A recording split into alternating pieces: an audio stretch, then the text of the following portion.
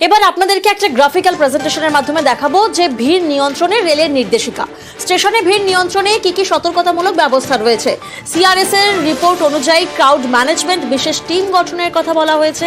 উৎসব বা বিশেষ দিনে আধ ঘন্টা আগেই প্ল্যাটফর্মে বিশেষ ট্রেন থাকবে। জেনারেল কোচ, স্লিপার কোচের অবস্থান কোথায় হবে তা প্ল্যাটফর্ম বোর্ডে দিতে হবে। একাধিক ভাষায় পাবলিক অ্যাড্রেস সিস্টেমে ঘোষণা করতে হবে। এসকালেটর বন্ধ রাখতে হবে। রেলরক্ষী বাহিনী ছাড়াও থাকতে হবে রাজ্য পুলিশ। প্রয়োজনে নিরাপত্তায় রাখতে হবে স্কাউট টিমও। স্টেশন চত্বরে ভিড় বাড়লে বন্ধ করতে হবে অসংরক্ষিত টিকিট বিলি। স্টেশনে থাকতে হবে রেল আধিকারিকদের।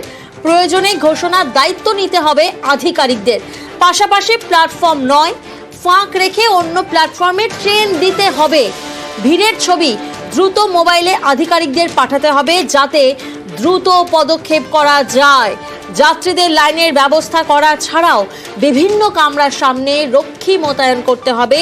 স্টেশনে মেডিকেল টিমও প্রস্তুত রাখতে হবে।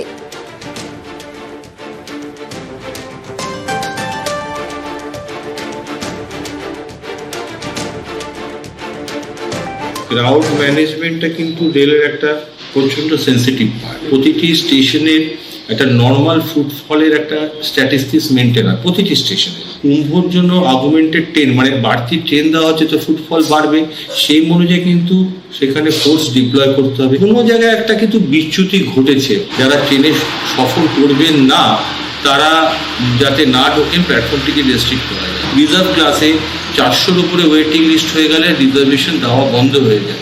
এত সংখ্যক যাত্রীকে টিকিট দেওয়া হলো এবং টিকিট যখন দেওয়া হলো অবভিয়াসলি তারা স্টেশনে ঢুকবেন। এটা কিন্তু part and parcel of railway crowd management. Platform চেঞ্জটা কিন্তু মারাত্মক একটা অপরাধ। একান্ত বাধ্য না হলে এবং শারীরিক রকম ব্যবস্থা না নিয়ে প্ল্যাটফর্ম চেঞ্জ কিন্তু করা যায় না। এটাই হয়ে থাক না কেন, পরিণতি ভালো হয়নি সেটা সবাই জানে।